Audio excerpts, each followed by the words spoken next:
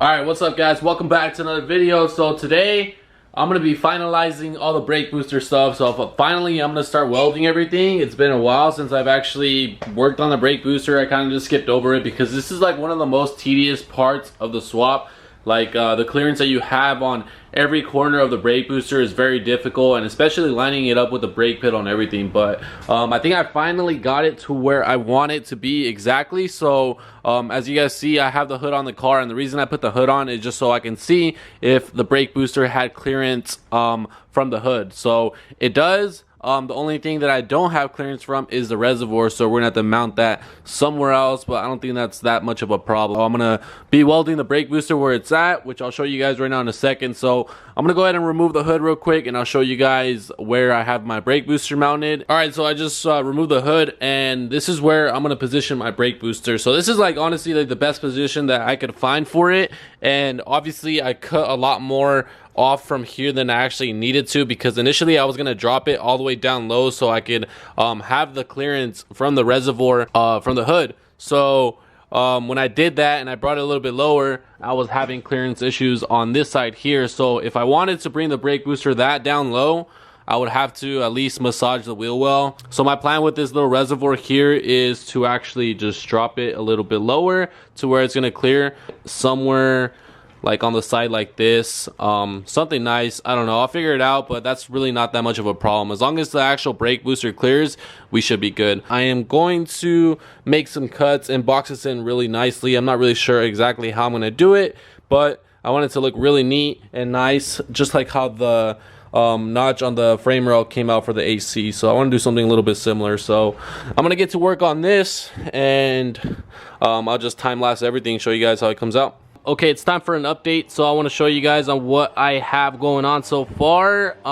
So as you guys see, I pretty much have the basic layout down of what it's gonna look like. So it's starting to look pretty close to what I want it to look like. I cut the exact size of sheet metal that I'm gonna use for the little side. And then I also cut down like the under part of it, which is gonna have the 2 bolts welded underneath it. So I'll go ahead and tack this one down real quick just so you guys can see what it's gonna look like, and then I'll be able to remove the tapes and stuff so we can move on to the rest of them, and we'll just go from right there. So go ahead and tack this one up.